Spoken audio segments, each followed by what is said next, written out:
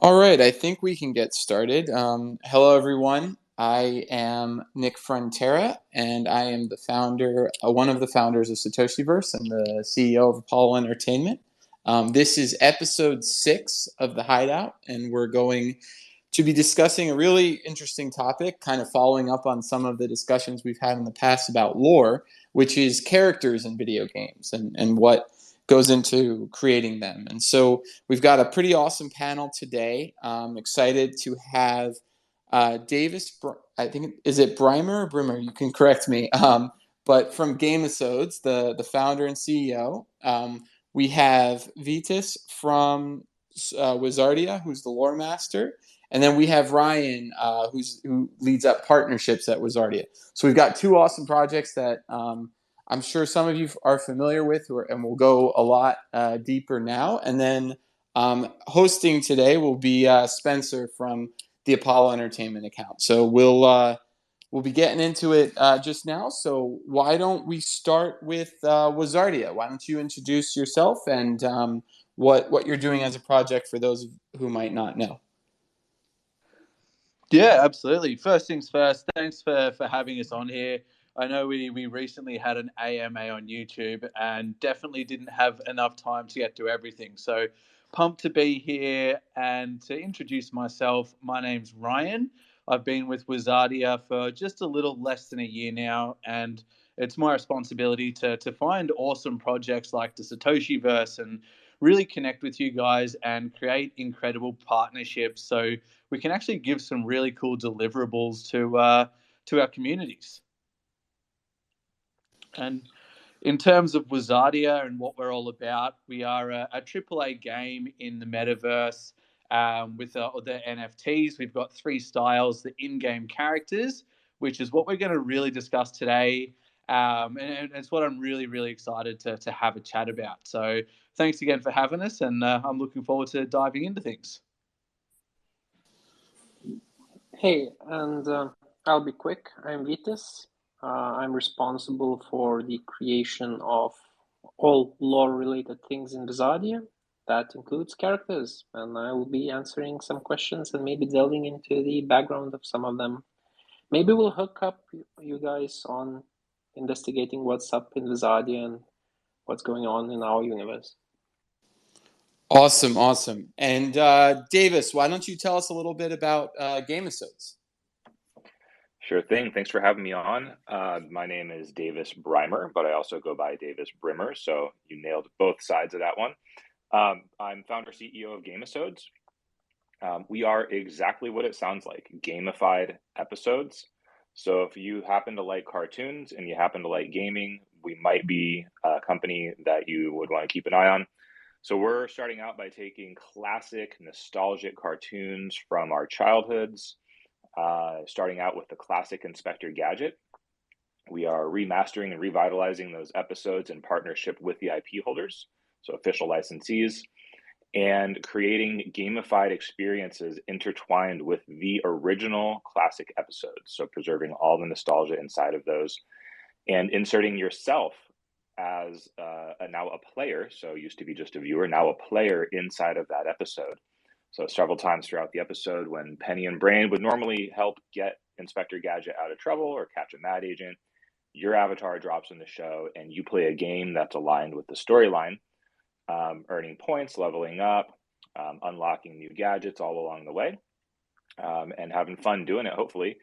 To start, because that's a pretty heavy build, if anyone here is familiar with building out tech platforms and games. So we decided to start out by re-engaging that latent nostalgia in the back of our minds for Inspector Gadget and all those characters by introducing virtual collectibles on our platform at gamesodes.com. And those collectibles are all limited edition and will eventually have in-game utility once we introduce the gamified entertainment platform. So that's us. Awesome. Well, I think you guys need a Go Gadget NFTs or something like that slogan for the website or something. I remember 100%. Watching Inspector Gadget as a kid. So really cool to see, this kind of interesting use of revitalizing IP, which I think holds a really interesting place and dear place in a lot of our childhood. So super excited to see how this pans out. So different from a lot of things that we've seen. So Thank you. Spencer, do you want to introduce yourself and then take it away on the questions? Sure thing. Yeah, thanks everyone for the introductions, and thanks, Nick. My name is Spencer Vogel. I've been working with Apollo Entertainment for probably about a year and a half now. Kind of jack of all trades, working on all things. So getting right into the discussion about characters, we're going to start off with more of a fun question. And why don't we start off with Nick? So what are some of your favorite characters in the games that you've played? And then we'll go around and everybody can answer. Yeah, so I think the people who have been in these chats know how much I love the game Diablo. And it's interesting because the characters that they had in that game were not necessarily individuals, but character classes. And what I thought was really cool about that is you could kind of make the individual your own, but the class had its lore and personality, and the way it would react to things would change. So I was always a big fan of paladins in that game. And they were kind of this mix between like holy and trying to be good, but then crushing bad guys as they went. And some of the dialogue I think was really funny back then. Some of it was super super corny. But yeah, so I was a huge fan of that. And then most of the games I think I played were more strategy based games, so they didn't really get as deep into the characters themselves. But I'm sure one of the things that we are doing now with Satoshiverse, I think, is kind of diving into that. What more you can do with role playing games and strategy based games, and playing off some of those themes that were prevalent in Diablo with character classes, but then making them your own. So that was probably the big inspiration for me. And pass it on to the rest of the panel. I'm interested to hear what they say. Yeah, Ryan, how about you go next? Yeah, absolutely.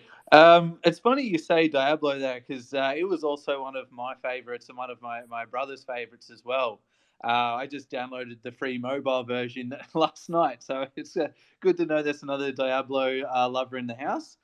But going back to a couple of historic games, and this is something that Gamersode you just mentioned a few moments ago. I love the classic. I love to really go back into the old ones and to get involved in that. But my top three favorites of all time would have to be Desmond and Ezio from Assassin's Creed. I absolutely loved being able to get in there and pretty much do whatever I wanted, climb the buildings, kill people, run around, and carry on. There was also an old game. It was a quadrilogy on PlayStation 2 called Hack Infection. The lead character in there was Kite, and it was super deep, where you could go through different worlds, through different portals. The sad thing, though, is I never actually finished the last game, the fourth installment. So I don't know how it ended, and it's been haunting me ever since. Sounds like you're gonna have to go back and find that. Yeah, I've tried. I've been doing too much traveling, and it's hard to carry a PlayStation around in a backpack. Totally fair.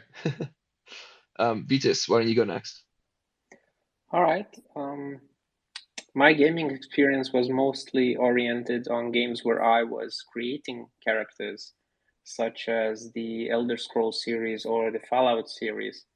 So they don't really count as good example characters because I was the one behind most of the character development. But in recent years, I've been focusing a bit more on, I guess, character-oriented games. And in my three characters that I presumably like, it's Reinhardt from Overwatch, Senua from Hellblade, and the favorite Guybrush Threepwood from Escape from Monkey Island. Yeah, so those are mine. Very cool. It's incredible that you're able to work on such cool games as well. Davis, why don't you round us out here?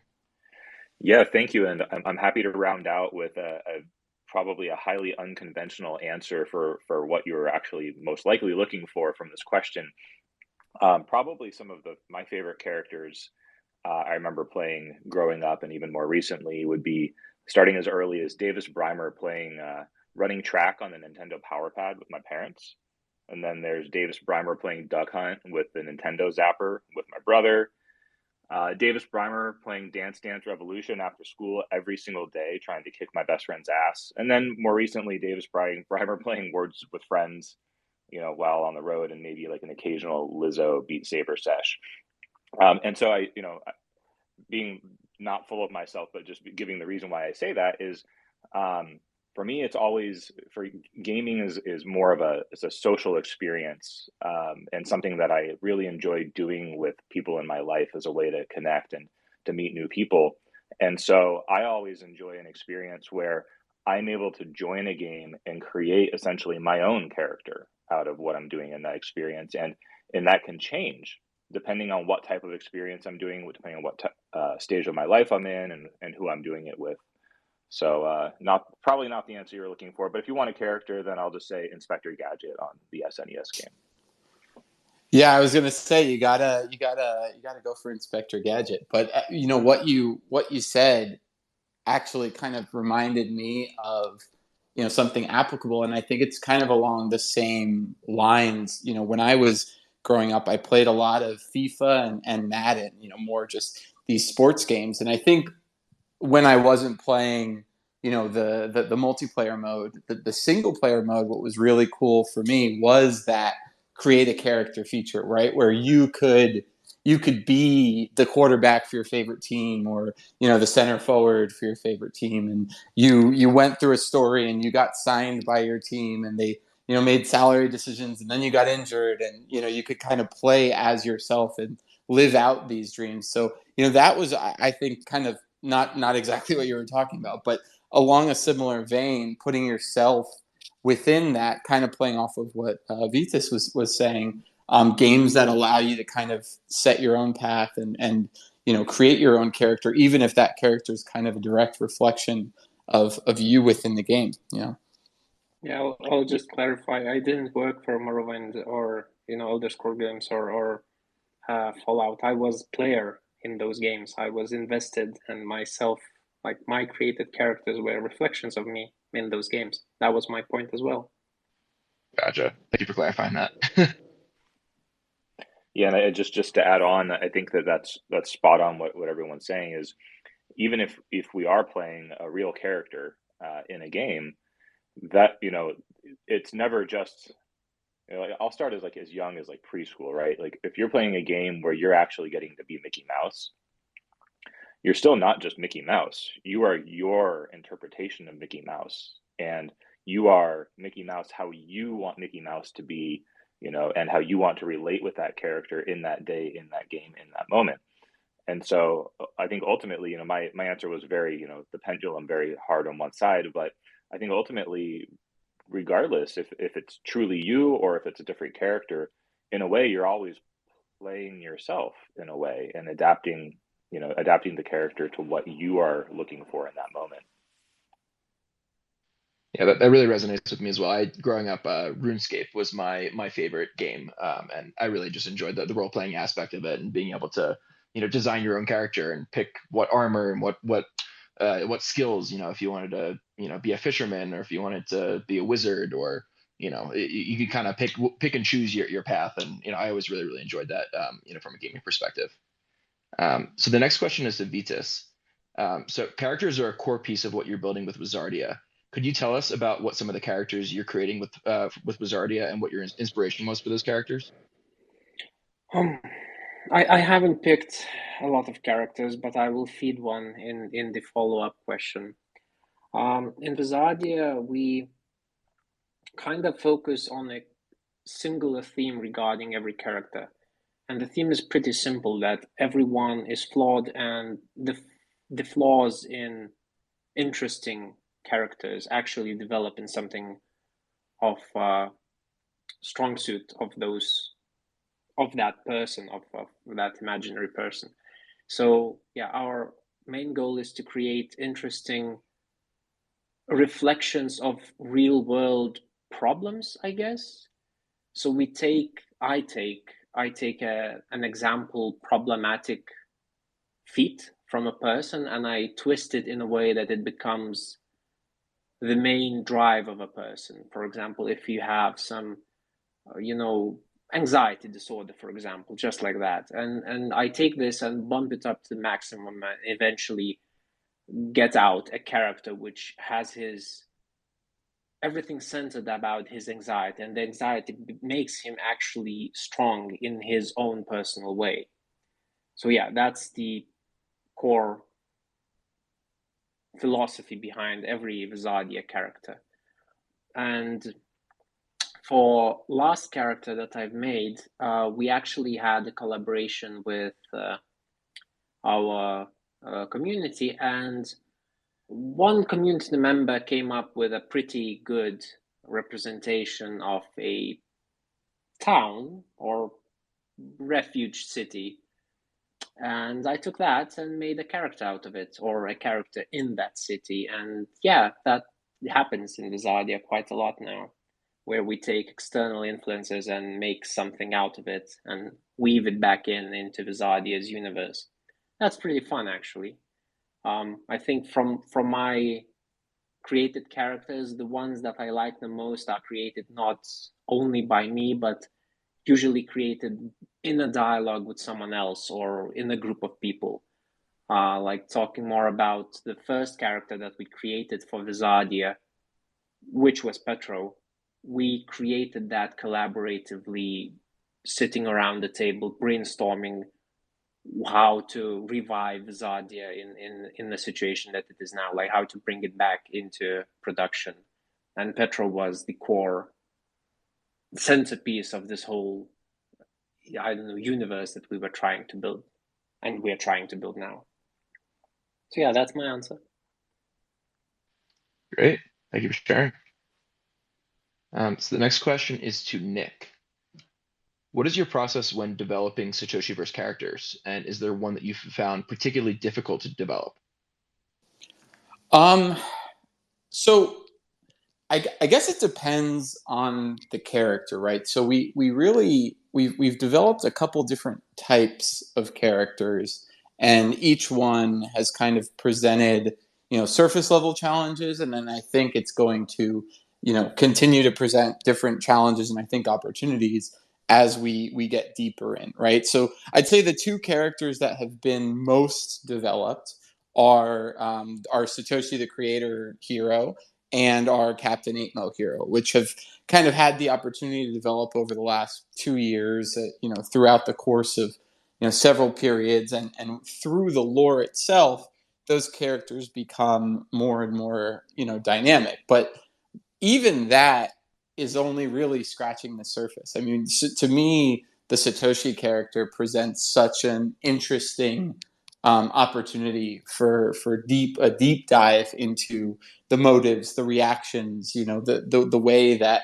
the inspirations for creating the technology, and then the feelings that Satoshi must have had with seeing how the technology morphed and was used and was misused, within our lore. And so that there's this kind of deep lore pertaining to Satoshi and the friendships that Satoshi had before he became this superhero, because in our lore, Satoshi is, starts off as a man and then becomes this, through technology enhanced superhuman. But he didn't start off that way. So there's kind of this long period where Satoshi is struggling a lot with this knowledge of the flaws of the world, and knowing that things are going to be, headed in the wrong direction, and struggling to fix it, because, he tried to fix it with blockchain and that wasn't as well received as he would have hoped.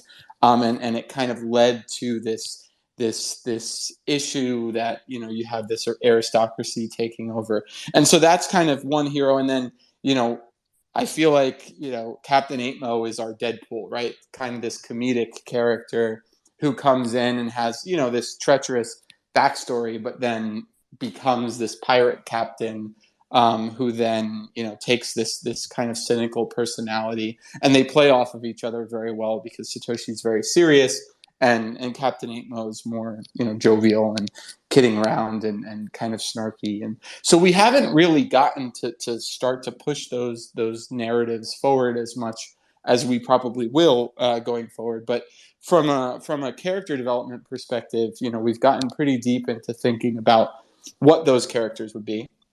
But then we have our classes. We've got 12 classes of legionnaires, all with their own kind of backstories, and then 5 classes of 8 army characters that have kind of their traits as a group. But then you have the heroes themselves, and so each of the 8 army have 5 heroes. And as some alpha, we're also thinking about and developing heroes that the legionnaires are based off of. And so that's another thing that we're working on, kind of building out these stories, these stories of heroes who play these different roles from around the world. And so a lot of our character development was there. But I'd say the most challenging character to develop, and this is a little bit more alpha too, has been the player. And the reason I say that is because the perspective of our game takes this meta approach of a player existing within a society that could actually exist, essentially piloting their avatar through an environment, right? So it's this idea that you see in books like Ender's Game and Gamer, and this idea, even Ready Player One, where you're not physically the hero. There is that kind of meta separation between player and hero, but the way that we're trying to build it, because it's so loosely tied to reality and set relatively close in time to our current time, we want to create that impression that you could be in your room, with the lights off and, some headphones on, focused on your computer, and you would be experiencing the same exact experience that the player within our game would be experiencing. And so building out that kind of meta component for you, the player, I think has been a challenge, but I'm really excited to see how that develops, especially as we move into, the future with virtual reality, and that disconnect becomes a little less disconnected. I think that our ability to suspend disbelief and kind of place ourselves in that immersive role of the player takes on a new meaning when the game itself incorporates a player. So definitely something we've been, running around with from a development perspective, but probably the most exciting character that we've gotten to develop, but also the most difficult. Awesome. Thanks, Nick. It's definitely some cool alpha for everybody who's out there listening. So the next question is to Davis. So Gamesodes is developed around the classic character Inspector Gadget. How is Gamesodes using gaming to enhance this character's story? Yeah, it's a really good question. It's one that we've thought a lot about, even leading up to securing the license for Inspector Gadget, because we've always been looking at how to initially start our platform, with our flagship content using existing classic nostalgic cartoons. And there's something about nostalgic cartoons that we just realized that we really have to be considered around, which is preserving the nostalgia. And so, you look at a lot of shows that were classics, when we were all growing up, and then there ends up being a reboot or a remake, and they just totally botch it, right? It just violates everything that we grew up knowing and loving about the show, and largely because the studios are looking to make an experience for today's audience of that age range. But from our perspective with Inspector Gadget, there's still a kid in all of us, and this is one of the most classic shows from that time. So we decided, instead of developing new storyline around the shows, we're going to leaving them exactly how they are. We are revitalizing them and breathing new life into them by remastering them in partnership with the IP holder Wildbrain, and then inserting new interactive and gaming moments within the storyline to follow the storyline and complement the storyline. So essentially what you can expect on Gamesodes from these, what we're calling these classic comebacks, is purely reliving the nostalgia that you remember growing up in a beautifully remastered experience with Inspector Gadget in particular. And then essentially, rather than just sitting and watching the episode from start to finish with commercial breaks, you're going to get to watch it from start to finish with gaming, not even breaks, gaming additions to the story, where you're given a sense of agency in the show. So I know it's a bit of a different, again, a bit of a different answer to perhaps the question, but and throwing a shout out to a couple of our community members who are on right now with Heaven God and Chief Quimby. Like, a lot of us are fans of the show from the very beginning, and so that's one of the promises that we've made to our community, is that we will do our absolute best to preserve the nostalgia as much as we can. It's interesting because what I see you guys are doing, and which is particularly interesting to me, it's not just, I think, for me, someone who really enjoyed watching these as a kid and now is going to enjoy, reliving that nostalgia and interacting with it.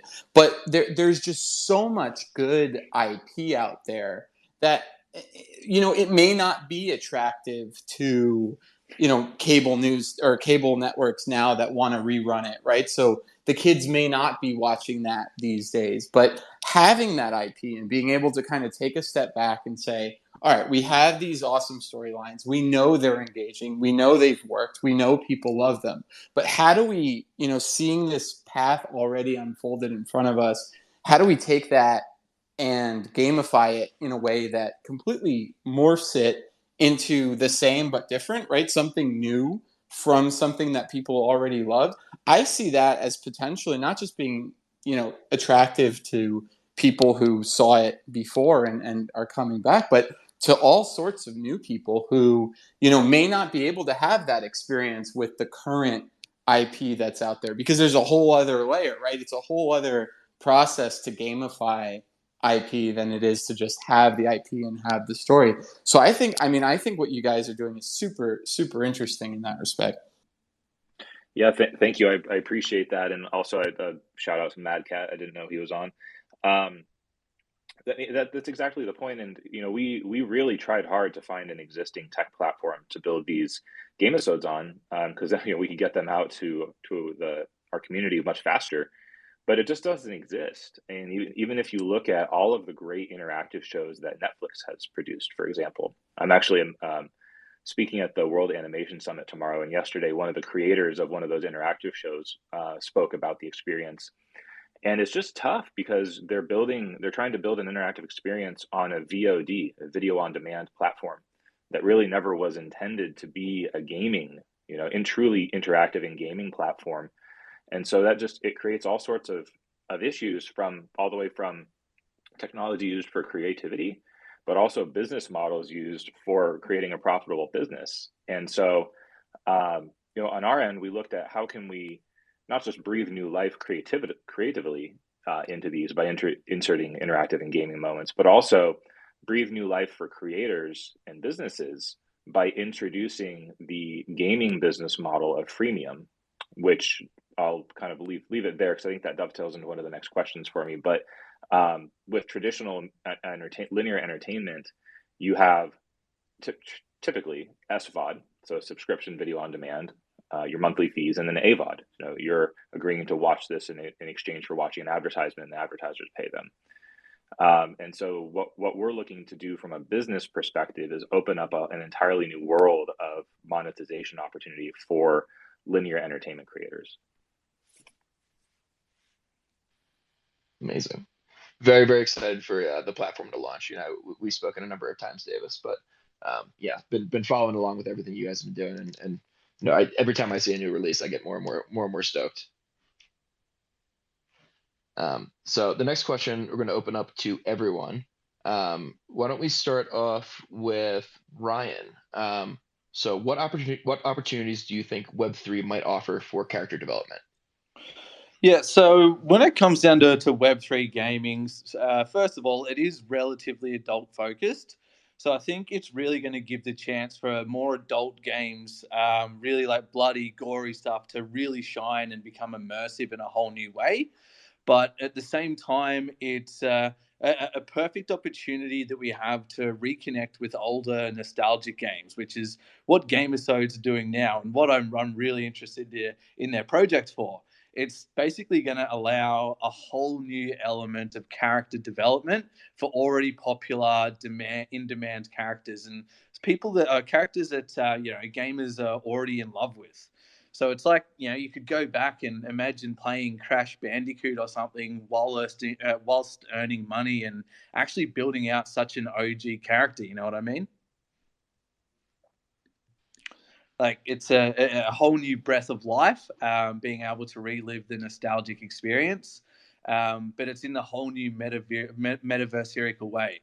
And that's what I think is going to be a lot more fun. So you can immerse yourself into these characters because you actually get to be these characters and build them out. I'd like to resume on the build them out front. I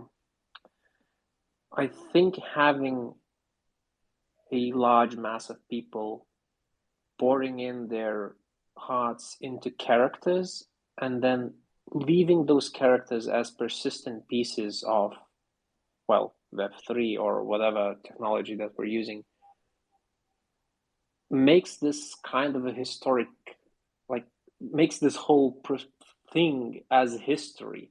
Like, people are starting and writing their characters, which then change owners, change locations, change all kinds of stuff, and build their own individual lore around them. And that just makes each character like piece of art, like piece of, this ancient technology, or some, not technology, but ancient book that you pick up and you like have scribbles all over it. Like, all the readers that ever touched it have left a mark on the character.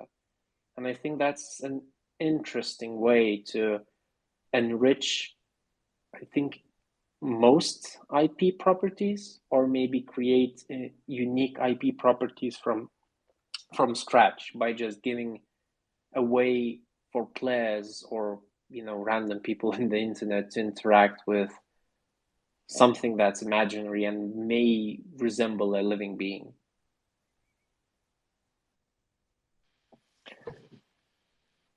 Yeah, I could build on both of those great first responses in kind of, I look at it in kind of a branched way, because like when you're dealing with well, let me rephrase that. When you're partnering with IP holders of nostalgia brands or popular brands or brands that have a lot of money invested into them, there are brand guidelines around characters and certain things that they want to preserve because it's part of the brand. And that makes sense. And so in those instances, I think what blockchain technology and NFTs in particular can open up is the opportunity to feel a sense of ownership of those characters, whether it's simply an avatar item or being able to play as that character or having that character in your arsenal. And so really kind of that sense of ownership of something that you admire or grew up on or know or love. And then in the more creative direction of newer characters that we're now we're imagining today and building today, I think it gives not only a sense of ownership but a sense of creation, where there's a lot of projects where the holders can influence the evolution of the characters, and so you not only have the sense of ownership, but you have a sense of kind of creative freedom of taking that character where you want, and in a way that the original creator, or now there really isn't an original creator. There's just the collaborative. Nobody can just one day say, yeah, I'm just going to take control of this and move the character in this direction. But it truly is a kind of a collaborative effort.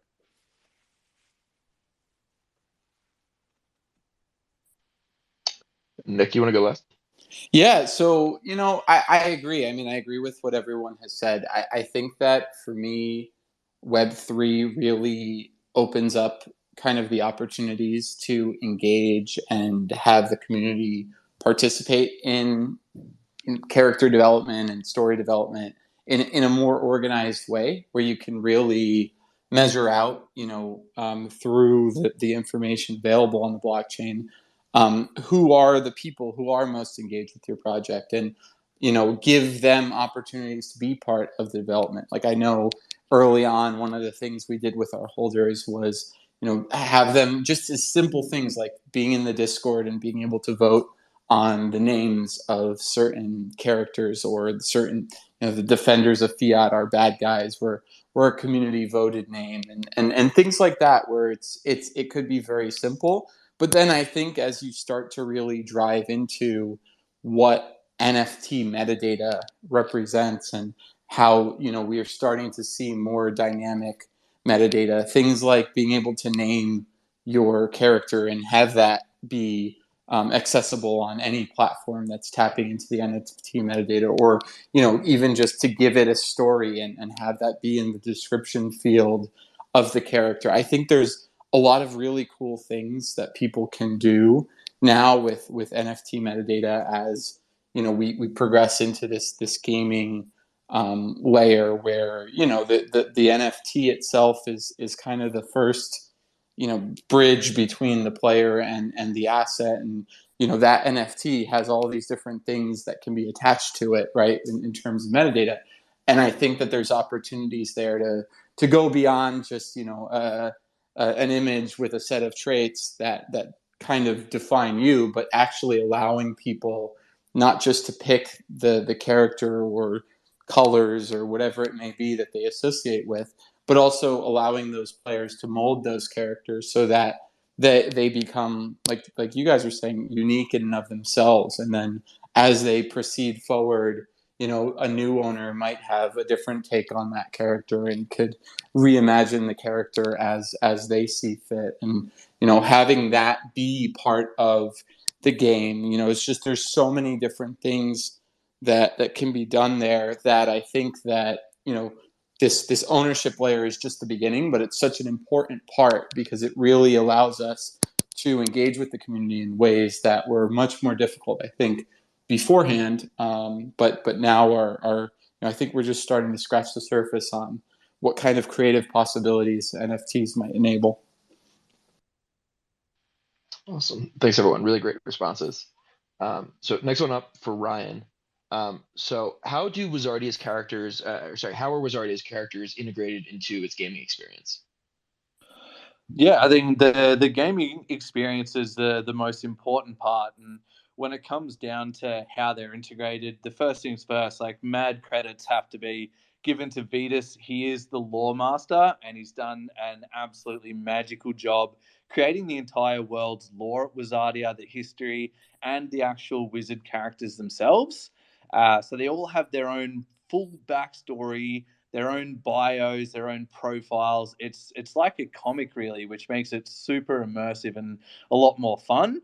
Part of the wizard's bios includes character motives, flaws, features, abilities, and so much more other juicy bits. So they really do drive forward the gaming experience through those different integrations. There's also different affinities. So we've got like body, mind, and soul, which work the same way as paper, scissors, rock. And this really does affect the in-game strategies. So molding your team to those particular strategies is quite the task and ever changing. We're also adding heaps of different utility to our wizards, which give more reasons for people to get involved and become immersed into the actual characters. We've got things like wizard renting, which is coming soon. So that way you'll be able to rent them, sell them, trade them, rank them up, breed them, really giving people the ability to play around and immerse themselves into each different character and actually test them all out to see what they like the most and which ones they actually connect with. Great. Yeah, renting is such a great way for people to, especially for blockchain games where generally there is somewhat of a barrier to entry that you have to buy an NFT to get involved and actually play the game. It's such a great way for people to kind of dip their toe in and try it out without, really having to fully commit to it. So it's very cool that you guys are integrating that into the game. Yeah, 100%. We've also got the free to play mode for people to jump into. But yeah, with the Wizard renting, it's awesome for people to be able to try before they buy. So next question is to Nick. How does the Satoshiverse introduce new characters and fit them into existing lore? You know, I would say that our existing lore is pretty flexible. We kind of kept it very high level to begin with, even though there's probably 30 or 40 pages of it at this point. We intentionally left a lot of room to expand, and so I think that especially with things like the introduction of 8 Mil Army, I think that was a good example. There's always that hook, like what ties it back to the believability within our lore, but because so much of our lore is premised on this kind of expansive technology that allows us to go beyond what we previously thought was possible. We can incorporate a lot of different themes and characters within the lore, and so one of the things that we're thinking about, and I won't spoil how we're solving it within the lore, but one of the things we've been thinking about is eventually things like interoperability, right? And when you have different projects, and we talk about, does bringing a character from another universe make sense in your universe? How do you solve that, right? How do you integrate that, or do you integrate that? And we've always felt like that is going to be an essential part of what we're building, and so we've thought about lore components and building that flexibility into our lore to be able to receive characters from other universes and for it to make sense for I don't know, I'm failing on, but a bored ape to be running down the street with our legionnaires, or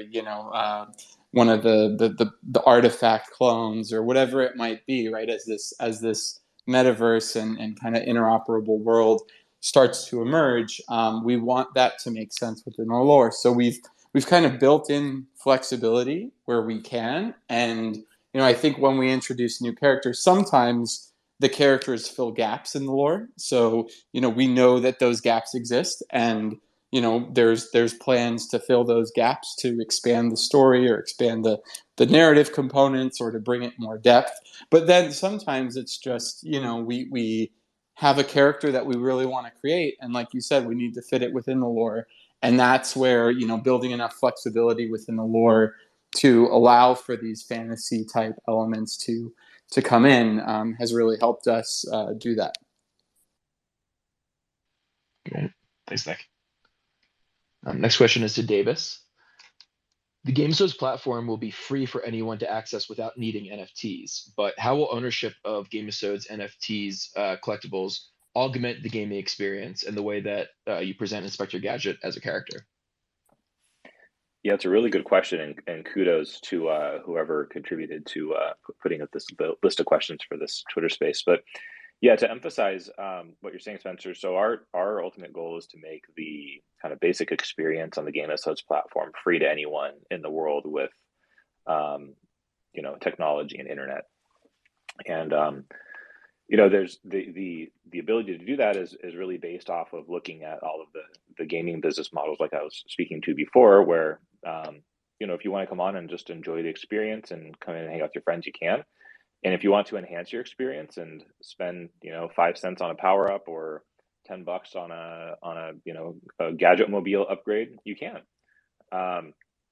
And so the idea with the NFTs is just kind of a fundamental belief in GameSo's core founding is, if you can own something in the physical world, like let's say you get a Disney hat, you should be able to go to Universal Studios and wear that hat. You can take it wherever you want, do whatever you want with it, trade it, sell it, burn it, put it on your shelf. And so in a world that is progressively moving into virtual worlds and digital worlds and existence, there should be no difference there. And so we believe that blockchain technology and Web3 will have a much greater position in our platform as we move forward. But we're just really starting with that fundamental case. And so the value of the virtual goods that are backed by NFTs. And we use that language because really they're virtual goods, and they just happen to have permanent existence because they are connected to a token. And so the goal there is that if you're investing your money or spending your money as a fan or as a collector, you should be able to keep those and do what you want with them. And progressively do more and more with them as brand owners become more and more comfortable with it. So particularly in the Gamesodes platform, initially the virtual collectibles that you see on our website, gamesodes.com, those will eventually have in-Gamesode utility. They're not gonna, it's not gonna help you win the game, like it's not gonna give you a competitive advantage over others by spending money, but it's gonna make the experience more fun. You're gonna get your gadgets, Inspector gadgets as avatar items eventually, and they'll look cooler and be more special the more you level up and rank up them. So we're starting there. We're kind of looking at it at the entry level mode, and then nobody's ever done what we're doing before, so we're kind of saying let's see what the community wants and what they're enjoying, and take it from there. Awesome. Thanks, David. So next question is to Vitas. So it's becoming pretty popular in the NFT space recently to have community members vote on various outcomes to influence the story of a project. An example that I really like recently has been the DC Bat Cows project, where holders of the NFTs have been able to vote on things like who Batman's sidekick is going to be in an upcoming release, or what the Batmobile design is going to look like. So do you guys ever involve your community in the creation of characters? And if not, is it something that you guys would consider doing in the future, and to what extent? Yeah, so as I told, we do already involve the community, and weirdly enough, we started this kind of organically. I hang around in the Discord channel along with our community members, and from time to time, I get engaged in conversations, and those conversations sometimes end up being pieces of lore stitched together in the whole overall universe. Just lately, we started doing this more streamlined, I guess.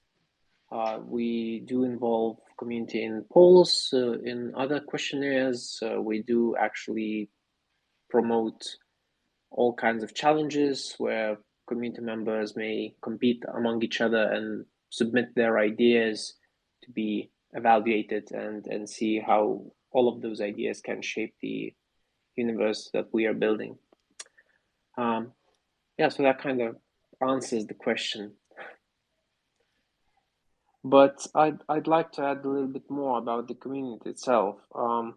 Last answer was very technical from Davis, but I think we kind of sometimes forget that behind this blockchain technology, there's a lot of human beings, and they usually have a lot of stories that they want to tell, and NFTs might enable them to tell those stories, like having a piece of something, participating in a bigger community, or just having like this voting right in something helps, to propel these ideas outside small circles. I think that's kind of important, especially when building lore or making game universes, or making some collaborative metaverse thing. All in all, it boils down to people who will be enjoying that thing that you created.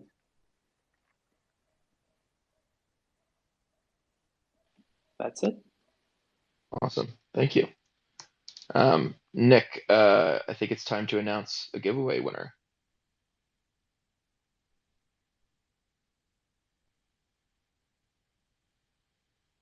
Nick, you there? Sorry, I was muted.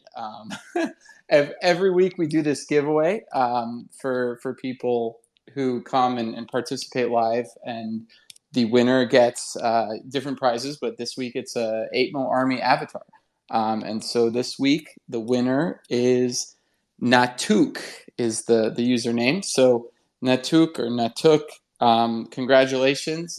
Please DM us your ETH address, and we will get that 8Mo Army avatar over to you. And again, we'll be doing this next week during next week's episode.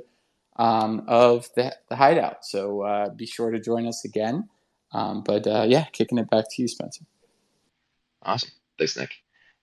So basically, we just have one more question left. We're going to open it up to everyone. So, whoever wants to jump in and answer, feel free to. So what have you found are the best ways to get your communities excited about the characters of your projects?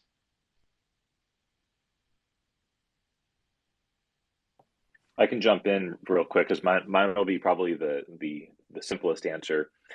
Um, Honestly, we don't do anything because the characters already existed. I mean, we do things, right? We have events and activities and create virtual collectibles that feature kind of some of our favorite memories of these characters. We introduce new collections with characters, and eventually, gaming and opportunities to kind of build a closer relationship with the characters through their original stories.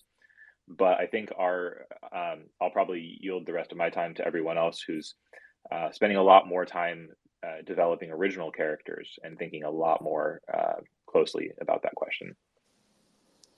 Yeah, I mean, for us, there was kind of the obvious inception, which was we were in a space early on. We created the Satoshi character back in 2020, and we were really thinking about a character that would resonate with the space. So obviously, the blockchain superhero theme, I think we've evolved through this niche space, and the space itself has given us so much opportunity. But we view these themes that have underlied the explosion, I would say, of blockchain technology over the past 5 years, and growth and adoption all over the world, as a not just a specific Bitcoin theme or Ethereum theme, but themes that resonate throughout society about corruption and financial independence and rebellion. And I think that we really wanted to embrace all of that with Satoshi the creator. And so I think, from a core, right, he is the key, the superhero within our universe, the main superhero. So, for us, it was really trying to connect with those themes that a lot of people in the space already believed in, and people, that resonated with people who were already seeing this stuff, were here for a reason, and really believed in some of the messaging that could be taught through these characters and through what we're building. But then we realized that our world was too serious, and so we wanted to introduce something on the more satirical side, and something with a more fantasy element to it, and something more expressive. And so we one of the things that we battled with over time was we really saw how people liked these expressive characters, and our legionnaires were intentionally non-expressive in terms of emotions and things like that. They were anonymous and very much artistic, but not expressive. So we thought about, okay, what can we do that the community could gravitate towards? So we created these half animal, half human characters that people could then, I don't know, really associate with. Like, a lot of people love cats, and the Lynx has been such an interesting and character that people really enjoy. And I think that we're going to continue to do that, right?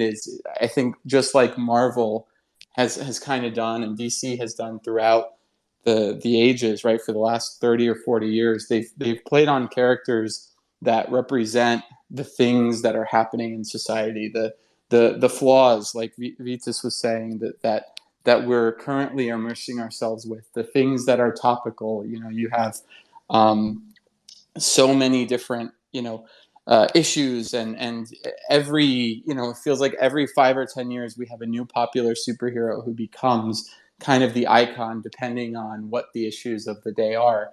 And I think that that's a really important feature, because I think, at least for developing superheroes, that's the role that superheroes play, for people and for kids. They're motivational, they're aspirational, they're something that people really look up to. And so when you're creating superheroes, you almost have a certain responsibility, I think, to really think through the character development, and think through the story, and think through what that superhero represents and puts out there. Because there will be, hopefully, if all goes well, people falling in love with that character, and making that character their hero. And so when I'm thinking about what Satoshi's going to be, I'm thinking about 10 years from now, 15 years from now, do I want to have my kid running around in a Satoshi the Creator t-shirt, or would I give that as a gift to one of my friends for their kids? And or maybe not kids, right? Maybe it's adults. Would I wear this to a Comic-Con? Is this a hero I'd be happy to put on my chest? I think that's where it all kind of comes together. So for us, it really is about finding what the community already gravitates towards and creating characters that play to that.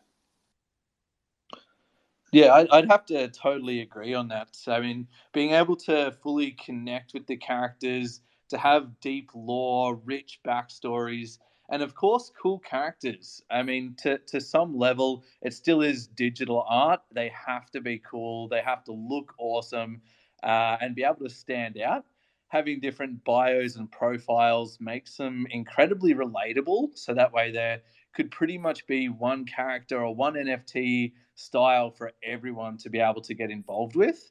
And I know you mentioned it just before, Nick, but it's why we love the Avengers movies over their 20-year plus campaign with all the superheroes. It's why Web2 gaming has been a multi-billion-dollar a year industry. The games are fun, they're completely immersive. People can get excited about it because they're so involved with the characters and how they develop. The only reason that you ever watch the next episode of a TV show or read the next chapter of a book or a comic is if you're actually into the characters and into the story of the project or with the game that you're playing. I also find that promotions, big discounts, they also seem to get people pretty excited to come over and have a look too. As a creator of those characters, I can say, I can sum up that in general, what we're talking about, that the characters have to be relatable and or attractive. And basically, that's it. Like if you like all this talk about the superheroes and their relatability or their adaptation, not adaptation, but using those superheroes as medium to convey our own important topics. It was always the same for all characters, not only superheroes. Like whenever you read a book, you search for both things, like either relatable characters or attractive characters in a way.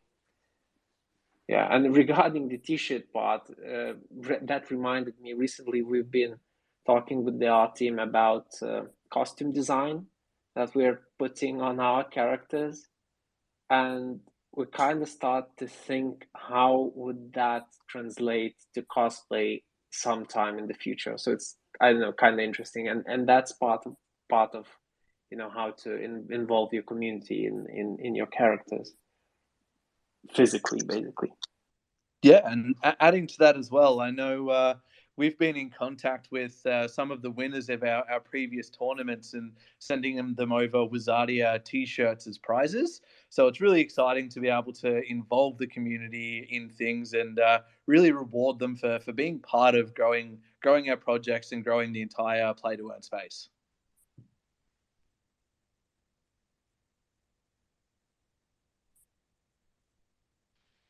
So I might, in this quick little lull before we wrap up, I might actually love to pose a question to my other fellow speakers. Because with Inspector Gadget, the characters are nostalgic. Um, I wouldn't necessarily describe any of them as attractive, or nor should I really describe them as attractive. And maybe there's a little bit of relatability in them, but I also wonder if there might be even a third category of something that is maybe fits within the relatability category, or entertaining category, but is more relatable to a time of your life, right? Like, so that nostalgia aspect. And so sitting around this virtual room with some very talented individuals, I was curious your thoughts on that. Yeah, I mean, for me, when we think about like cartoons, right? I think that the best and most successful cartoon series are, avoiding some of more of the adult series, but they're geared towards kids and young teenagers, right? But they're also tolerable, I think, for the parents to watch and kind of connect on all levels, right? It's not something that's incredibly monotonous for a parent to sit through. It's something that everyone can kind of relate with the themes. And I think it partially for me, there's that, then there's recurring themes, right? There's lessons that I think, kids cartoons teach, and teamwork, right? For example, I think is one of the ones that recur in just about every, kids cartoon that exists, and Inspector Gadget isn't an exception, right? So you have these themes that I think are attractive to both parents and kids, and give the parent and the kid, I think, the connection, the ability to connect over that content. And I think that when you gamify that, you could potentially have even more, opportunities to connect in that way.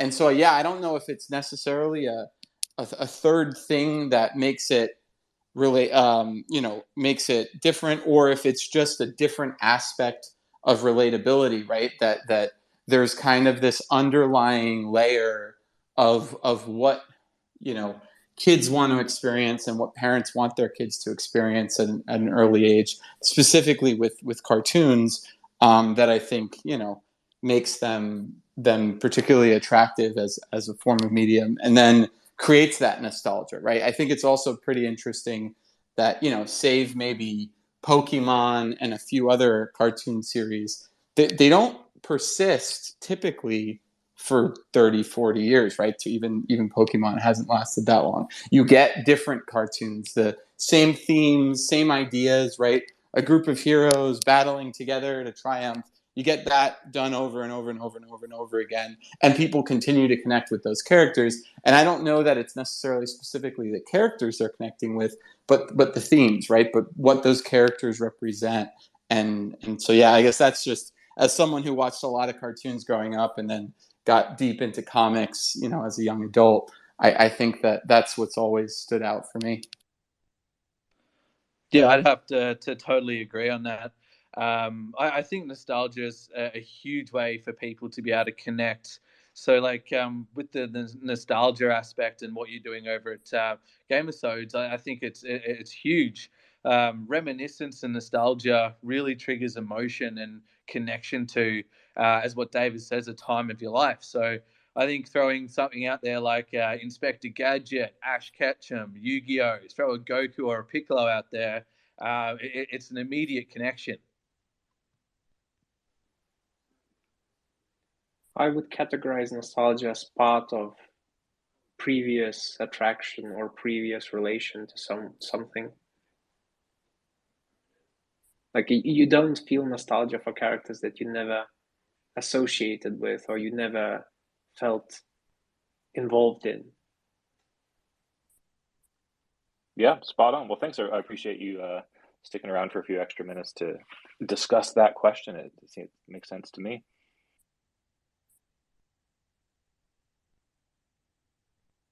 All right, well, great. I think that's all of the questions we have for today. So I guess I want to just take a moment to thank all of the panelists who showed up. I think it's always so much fun to have these conversations for me, because I get to listen to what experts in the industry are saying on these themes, and we always get into some interesting paths that these talks go down. So thank you guys so much for hopping on and sharing your thoughts and talking about your projects. I hope that we can all be part of each other's development going forward. And, we've done something before with Wizardi, and I certainly hope that we will continue to find opportunities to work together. And I'm super excited about where both of these projects are going. I'm really intrigued by the concept and what it expands to with Gamesodes as well. Just with how much potential there is for revitalizing this IP that's great IP that's somewhat laid dormant for years. I think it's a really awesome opportunity, and I wish you guys all the best, and I'd love to see how we can continue to be a part of that growth. But thank you all for coming. Thank you so much to the community members who have listened in, whether you're listening live or on a recording. I know a lot of our community in Europe and Asia likes to listen to the recording, so you'll be listening to this tomorrow morning your time. So shout out to all of you. But thanks again. It's been awesome having you guys on, and we'll be doing this again next week with new guests. So really excited to see everyone back. If we didn't really talk that much about Satoshiverse because we do like to focus on the guests we bring on, but if you are new here, you probably extrapolated that the Satoshiverse is a blockchain universe. We're building a play and earn game, and have a ton of comic and superhero IP that we've been releasing for the last 2 years. We have a website that goes deep into all this with pictures and videos that do it a lot more justice than I can do it with words. So check out the Twitter, check out the website, jump into our Discord if you're interested in learning more. But with that, I'll pass it on to the panelists for any last words, last thoughts, and then we'll see you next time. Yeah, thanks heaps for inviting us on. It was fantastic to collaborate once again. I do absolutely love the Satoshiverse, comics and crypto. I love what you guys are doing massively. I think it's really fun, and I'm looking forward to seeing what you guys have in the future. And Davis, it was really, really cool to connect with you and learn more about Gamersodes too. We all definitely need to stay in touch, do some more collaborations, and help not just build our own spaces, but build the entire crypto space in general. Thanks for everyone who came in to listen. Hope you guys learnt something. Hope you got to enjoy what we discussed. And feel free to reach out at any point, ask questions. Always happy to help, always happy to involve with the community. So thanks for everyone who was involved in making this happen. And of course, Daniela as well. She was in contact with us through Telegram. Been excellent. So cheers and happy days, guys. I guess I'll jump in next. Thank you. I mean, pretty much everything that you just said, I echo. So thanks to everyone, and Nick and Spencer for having us on, and for everyone coming on and listening. And would love to have find ways to collaborate with you guys in the future, and come on by and hang out and reminisce about Inspector Gadget. We've got a new drop coming at the end of the month. It's our first PFP. We are teasing it little by little. I think there's enough alpha dropped where you can probably figure out what it is. And we're stoked on it. We have a world-renowned comic book artist, Agnes Garboska, working on it, and really stoked for what that in-game episode utility is going to be as well. So thanks again, and come on by and hang out.